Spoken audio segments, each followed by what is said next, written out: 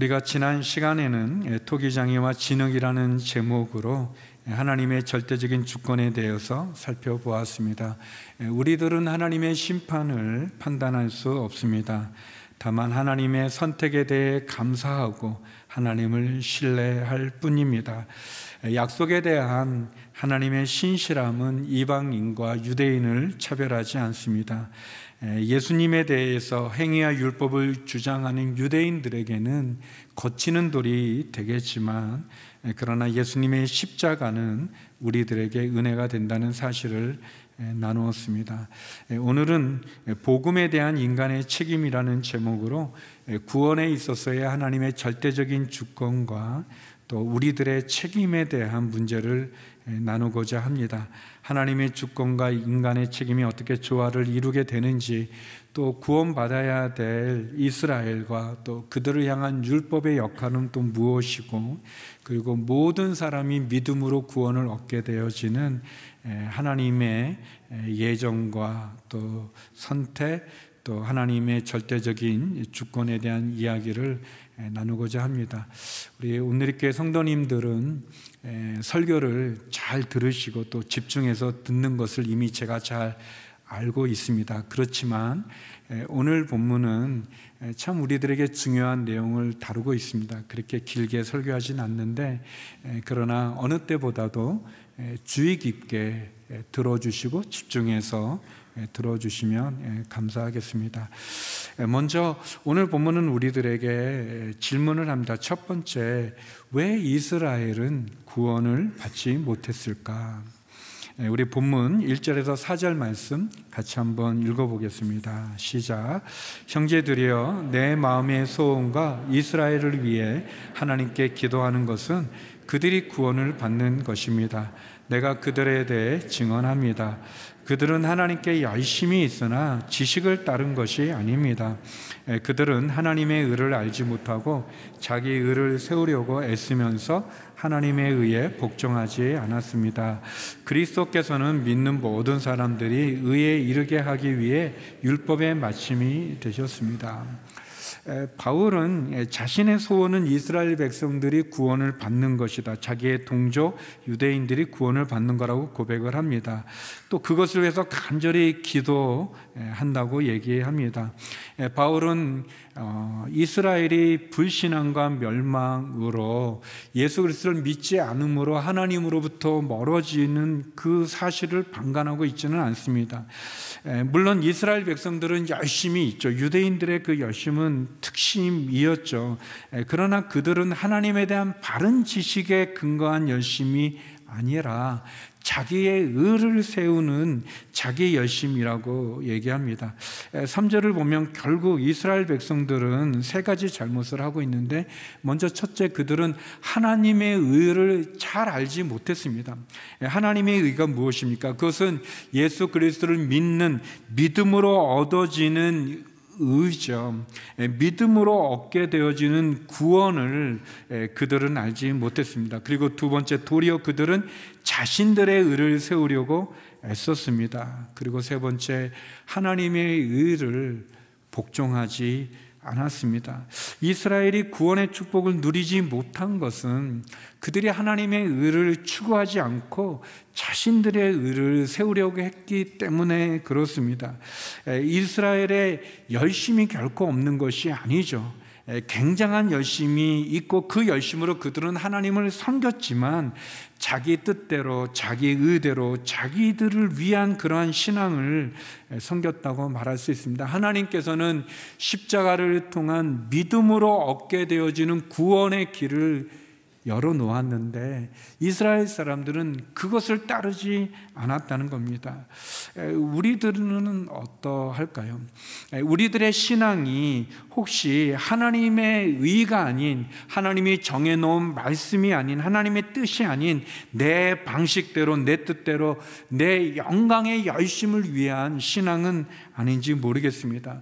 여러분, 그 육상 경기에 보면 달리기 경기 가운데 이 계주 경기가 있습니다. 한 3명이나 4명이 이렇게 정해진 거리를 나누어서 뛰는데, 그때 계주를 할 때 보면 이 바톤이 있지 않습니까? 그 바톤을 넘겨줘야 됩니다. 그 바톤을 받고 뛰어서 그 바톤을 가진 사람이 들어와야 되는데, 근데 그 육상 경기에 그 바톤을 아무 때나 주는 게 아니라, 아무 공간에서 주는 게 아니라 이 정해진 구간이 있습니다. 정해진 구간 안에서만 바톤 터치가 이루어져야 실격이 되지 않습니다. 룰이 있는 거죠. 우리가 구원을 받을 때 왜 이스라엘이 구원을 받지 못했는가? 바울은 자신의 그 소원인데, 자기의 동족이 유대인이 구원을 받는 것이 그의 소원임에도 불구하고 이스라엘은 하나님의 의에 대한 바른 지식을 갖고 있지 않다는 겁니다. 자기의 열심을 갖고 했다는 거죠. 4절에 보면 그리스도께서는 믿는 모든 사람들에 의에 이르기, 믿는 모든 사람들이 의에 이르게 하기 위해 율법의 마침이 되셨다라고 얘기하는데, 이 마침이라는 것은 끝을 말하죠. 완성을 말하는 겁니다. 다시 말하면 예수님께서 율법의 완성이 됐다는 겁니다. 예수 그리스도를 믿는 것만이 하나님의 의를 얻는 유일한 길이라는 것을 말해주는 거죠. 예수님께서 율법의 완성, 마침이 됐다는 것은 예수님 외에 다른 길이 없다고 하는 것을 우리들에게 말합니다. 율법은 구원의 수단으로 유대인이나 이스라엘에게, 우리들에게 주어진 것이 아닙니다. 율법은 구원의 수단이 아닌 언약 백성의 신분을 유지하는 정체성의 표현인 거죠. 구약에 따르면 하나님 처음부터 율법을 구원의 수단으로 준 것이 아닙니다. 하나님이 이스라엘 백성을 애굽에서 구원하고 하나님의 언약 백성을 삼은 것은 이스라엘 백성들이 율법을 지켜서가 아니라 하나님의 주권적인 선택이었습니다. 율법은 출애굽 이전에 주어진 것이 아니죠. 출애굽 이후에 광야에서 주어진 것입니다. 아브라함은 율법을 알지도 못했습니다. 그래서 율법을 지키지도 않았죠.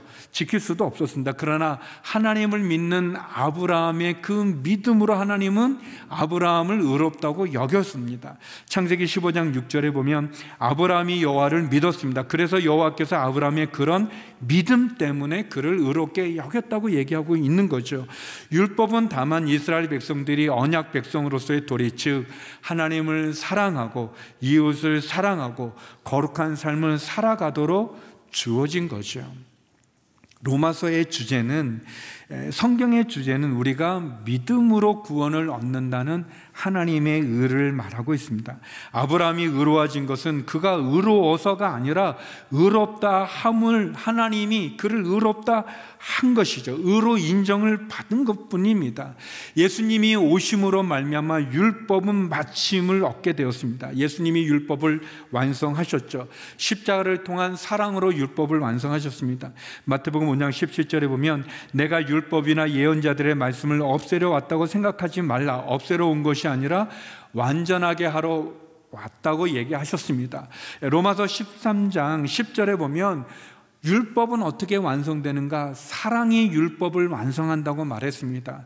어떤 사랑입니까? 십자가에서 자기의 목숨을 주기까지 사랑하신 그 예수님의 십자가의 사랑이 구원의 완성을 이루고 율법의 마침이 된 것입니다.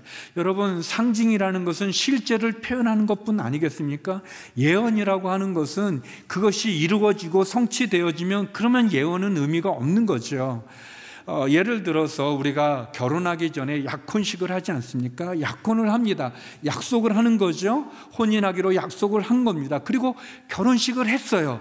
결혼되었으면 그러면 이제 약혼식은 의미가 없는 거죠. 근데 결혼한 부부가 우리가 약혼식 할 때가 더 좋았는데, 약혼식이 좋았는데, 약혼식 이상하지 않습니까, 여러분? 예언이라는 것이 성취된 다음에는 그 예언은 더 이상의 의미가 없는 거죠. 상징이라는 것은 실체를 드러내는 것뿐이죠.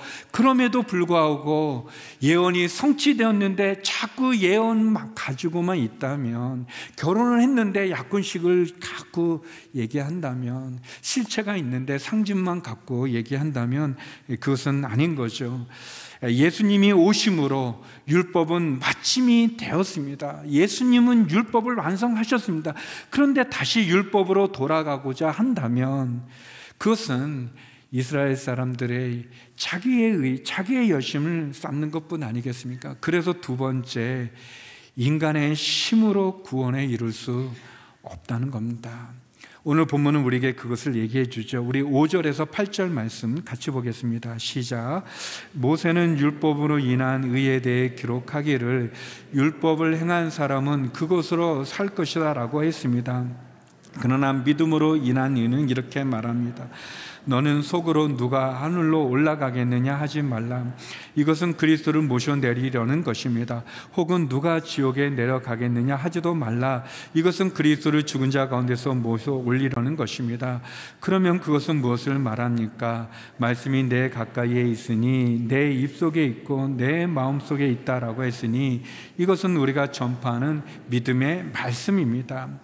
바울은 계속 설명합니다. 레위기 18.5절을 인용해서 율법을 지키는 사람은 그것으로 살 것이다 라고 말하지만 어떤 사람도 율법을 완벽하게 지키지 못한다는 사실을 말하죠.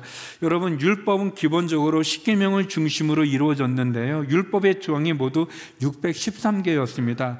이 중에서 하라고 하는 긍정적인 명령이 248개였고 하지 말라는 부정적인 명령이 365개였다고 합니다. 그러나 여기에 그치는 것이 아니라 더 보조적인 명령들이 많이 있었습니다. 예를 들어 안식일에 금지된 조항만 39개가 있었다고 합니다.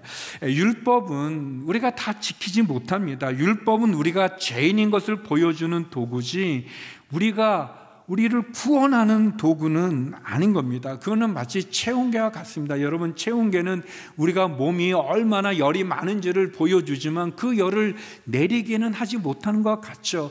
거울처럼 우리의 얼굴에 뭐가 흠이 묻었는지는 보여주지만 그 거울이 우리의 흠을 제거하지 못하는 것처럼 율법은 우리가 얼마나 큰 죄인인지, 그리고 우리의 힘으로는 그 율법을 다 지킬 수 없는, 구원받을 수 없는 존재인 것, 그래서 율법 외에 다른 복음이 필요하다는 사실들을 우리에게 보여주는 체온계나 거울과 같다고 말할 수 있습니다.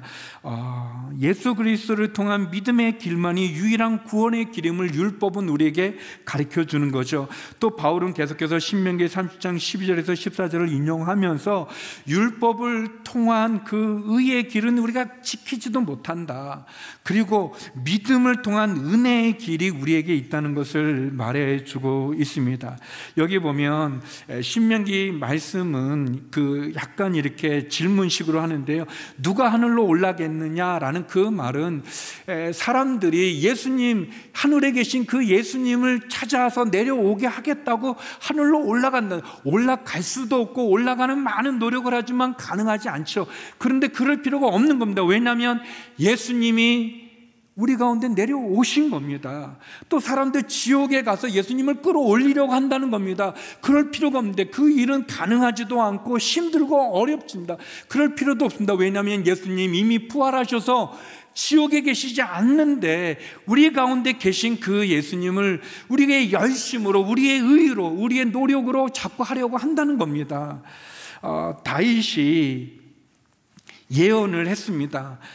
하나님, 예수님 음부에 썩지 않게 하신다는 거죠. 사도행전 20장 3절에서 31절에 보면 이렇게 얘기하고 있습니다. 같이 한번 읽어보겠습니다. 시작. 다윗은 예언자에게 하나님께서 그에게 맹세하셔서 그의 몸에서 날 자손을 세워 그의 보좌 위에 앉히리라는 것을 알고 미리 내다보면서 그리스도의 부활에 대해 그가 지옥의 버림을 당하지 않고 그의 육신이 썩음을 보지 않았다라고 말했습니다. 다윗도 예언을 했습니다. 그리스도는 육체가 썩임을 보지 않는다, 지옥에 버림당하지 않는다, 그렇게 얘기를 했고 하나님 예수님을 사흘 만에 부활시켜서 우리 가운데 주신 거죠. 바울은 그리스도인이 얻는 구원은 우리에게 스스로 노력을 해서 성취하는 것이 아니라 하나님이 보내주신 예수님을 선물로 믿음으로 받아들임으로 구원에 이른답니다. 이것이 너무 쉽다는 겁니다. 이 말씀, 우리가 읽었던 그 8절의 말씀, 말씀이 내 가까이 있고 내 입속에 있고 내 마음속에 있다, 가까이 있다, 이것은 우리가 전파하는 믿음의 말씀이라는 겁니다. 우리가 하늘에 올라가려고 하는 그런 노력이 아니라, 그 지옥으로 가려는 게 아니라 바다 건너편에 가려고 하는, 그렇게 하지 않아도 누구나 쉽게, 말씀이 우리 속에 있으니 쉽게 얻을 수 있는 거죠. 그런데 여기에 사용됐던 그 믿음의 말씀의 그 말씀은 레마라는 단어를 씁니다. 그러니까 그 말씀은 뭐냐면 쉬운 것이 아니, 그냥 지식으로 아는데 그치는 그런 말씀이 아니라 그 말씀을 내 마음으로 감동을 받고 그 말씀을 진실로 내가 믿고 그 말씀이 내게 주시는 말씀으로 만나는 그런 레마의 말씀이다라는 그런 뜻입니다. 그냥 문자적인 그런 말씀이 아니라 그 문자가 아니라 그 말씀이 살아서 나에게 이해되어지고 감동을 주고 깨닫게 되고 내 눈이 열려지는 그런 말씀이라고 얘기합니다. 즉 사도들이 전했던 복음, 바울이 전한 복음, 로마서가 말하는 복음은 뭐냐면 믿음으로 말미암아 의에 이른다는, 구원에 이른다는 복음을 말합니다. 그런 점에서 오늘 본문은 결론적으로 세 번째 우리에게 말합니다. 구원은 믿음으로 주어지는 것입니다. 구원은 믿음으로 주어지는 거죠. 우리 9절에서 13절 말씀 같이 한번 읽어보겠습니다. 시작.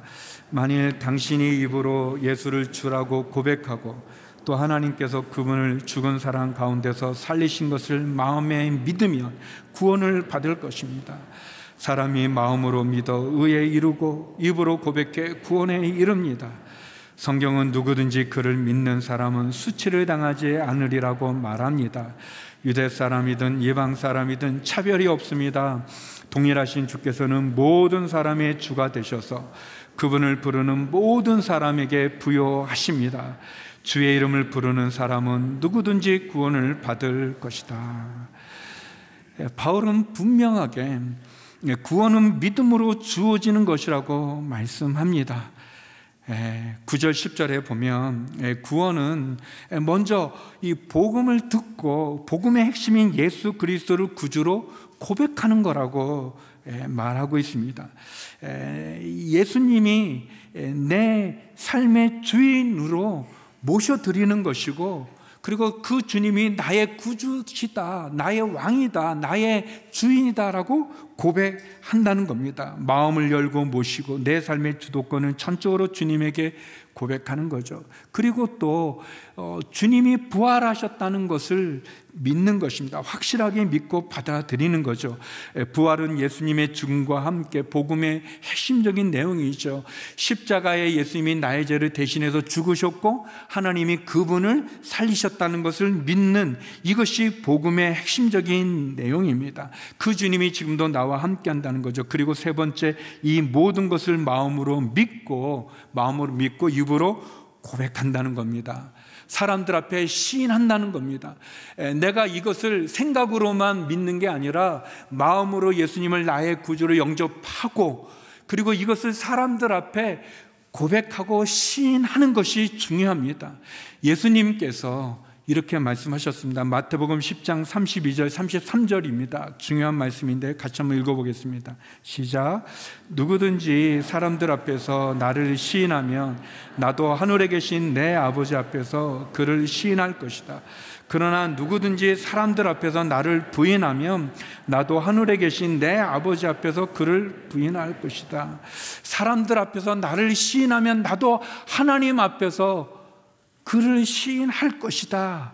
하늘에 계신 내 아버지 앞에서 시인한다고 얘기하죠. 예를 들면 그런 겁니다, 여러분. 내가 탄 배, 내 인생의 그 배를 항해하는데 내 배가 난파되었어요. 망가졌어요. 그래서 이게 추락하고 있는 거예요. 내 힘, 내 노력으로는 내 영혼을 구원할 수가 없는 거예요. 내 인생을 구원할 수가 없는 거예요. 천국에 들어갈 길이 없는 거예요. 그런데 구조선이 왔어요.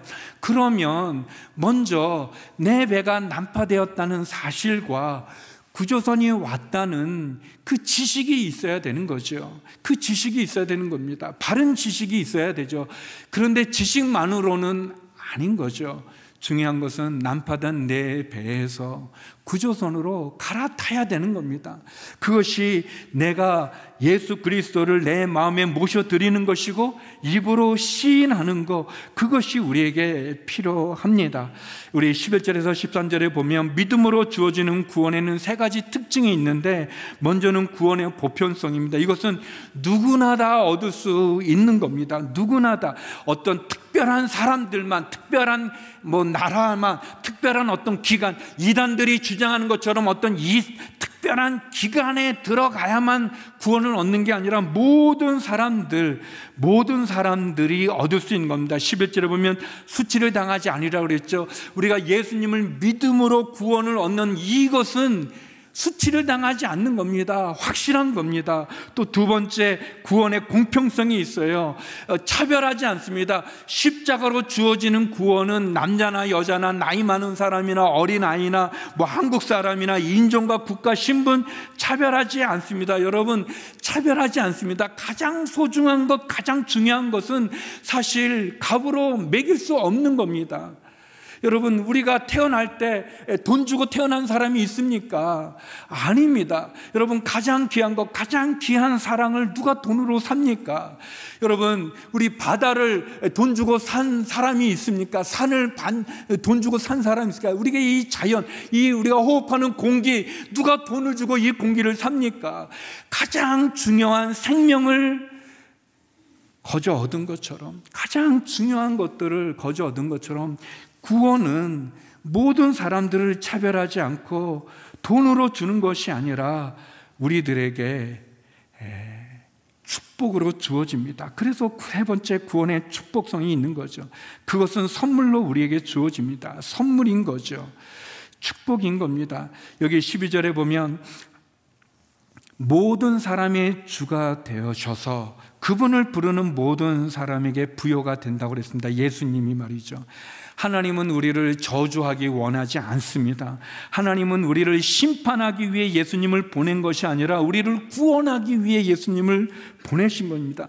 물론 구원은 심판을 전제로 하지만 심판이 목적이 아니라 구원이 목적입니다.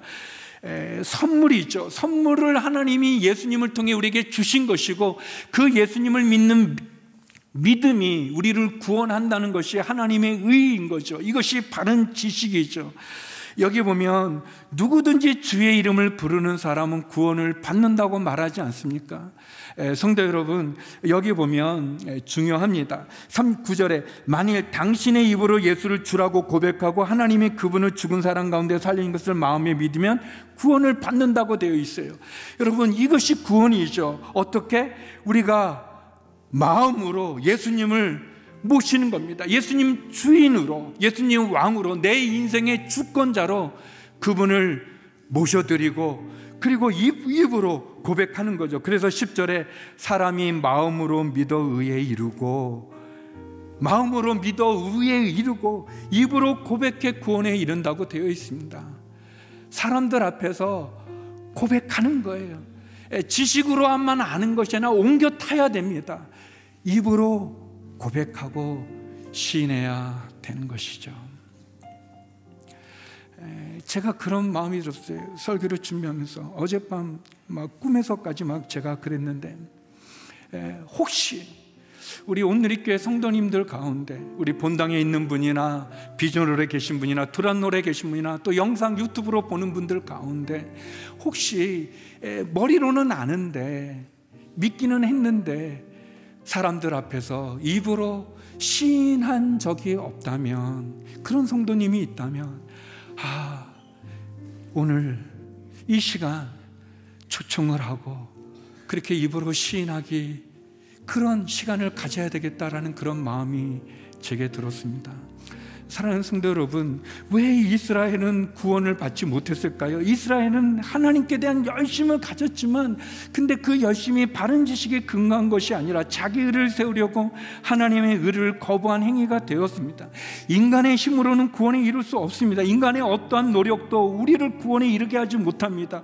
도리어 믿음으로 의에 이르는 길은 인종과 신분과 국가를 초월해 누구든지 이룰 수 있는 보편적이고 우주적인 구원을 주는 거죠. 구원은 어떻게 얻어지는가? 믿음으로 주어집니다. 누구든지 주의 이름을 부르는 사람은 구원을 받을 거라고 고백하고 있습니다.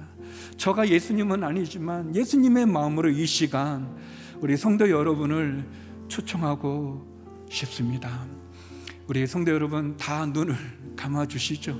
이렇게 감으라고 할 때 뜨는 분 계시는데 그러지 마시고, 저도 눈을 감을 겁니다.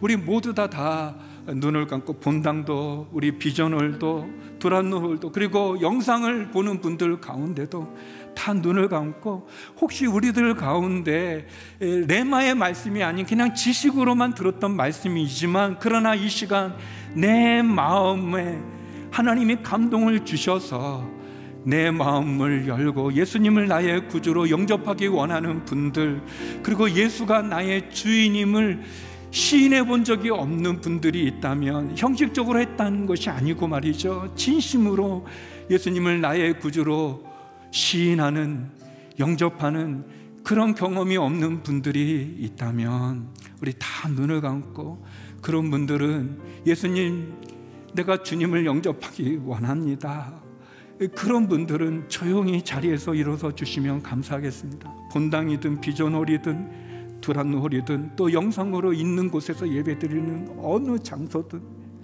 그런 마음이 있다면 우리 다 눈을 감고 하나님 앞에서 사람들에게 의식하지 마시고 주저하지 마시고 우물쭈물하지 마시고, 주님이 여러분을 초청합니다. 사랑하는 아들아, 사랑하는 딸아, 내가 너를 위해 십자가에 죽었고 부활했고 너를 지금 찾고 있다. 내가 너의 주인이 되기 원한다. 그렇게 주님이 우리에게 말씀하십니다. 주님, 그렇습니다. 나는 내 마음을 열고 주님을 나의 구주로 영접하기 원하고 주님이 나의 구주이시고 주인이심을 시인하기 원합니다. 그런 분들은 우리 조용히 자리에서 일어서 주시면 저와 함께 영접하는 기도를 드리기 원합니다. 우리 일어서신 분들은 저와 함께 기도하겠습니다. 사랑의 예수님 감사합니다. 따라서 기도하기 원합니다. 사랑의 예수님 감사합니다. 내 마음을 열고 주님을 영접합니다. 주님이 나를 위해 죽으셨고 부활하셨음을 믿습니다. 내 인생의 주인이 되어 주시옵소서. 주님과 함께 동행하기를 원하고 주님을 떠나지 않으며 주님을 나의 구주로 고백합니다. 주님 감사합니다.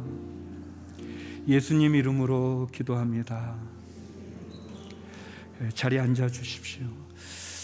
하나님 아버지, 우리의 노력과 우리의 의로움이 아니라 예수님의 십자가로 하나님의 그 크신 사랑으로 우리를 자녀 삼아 주시고 우리를 구원하여 주시니 감사합니다. 주님을 영접한, 그리고 주님을 입으로 시인한, 고백한 모든 성도들마다 하나님 축복하여 주시고, 우리가 주님 앞에 갈 때까지, 그리고 주님이 우리 가운데 오실 때까지 이 복음을 들고 우리에게 맡겨진 책임을 증거하고 전하고 감당하는 저희들 되게 하여 주옵소서. 아무것도 아닌 우리를 위해 이렇게 대신 구원의 길을 열어주신 그 십자가 앞에 나가게 하심 참으로 감사합니다. 예수님 이름으로 기도드립니다. 아멘.